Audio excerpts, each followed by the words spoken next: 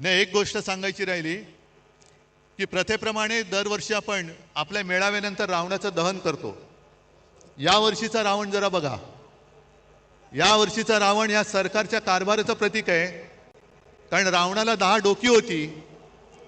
या सरकारचा बिंडोक कारभार बघितल्यानंतर रावणाला आपल्या डोकंच ठेवलेलं नाहीये. असा बिंडोक रावण यावेळेला आपल्याला जाळायचा आहे.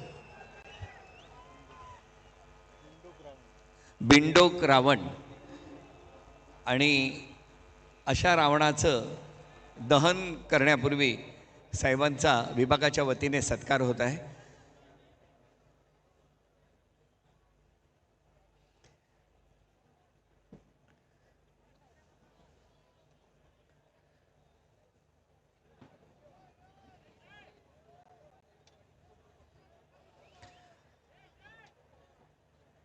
सत्कारानंतर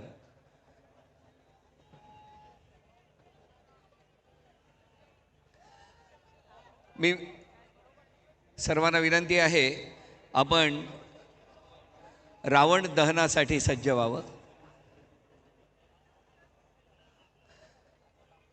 पारंपरिक दसरा मेळावा या ठिकाणी शिवतीर्थावरती मगाशी शस्त्रपूजन झालं आणि आता रावण दहन होत आहे. रावण दहन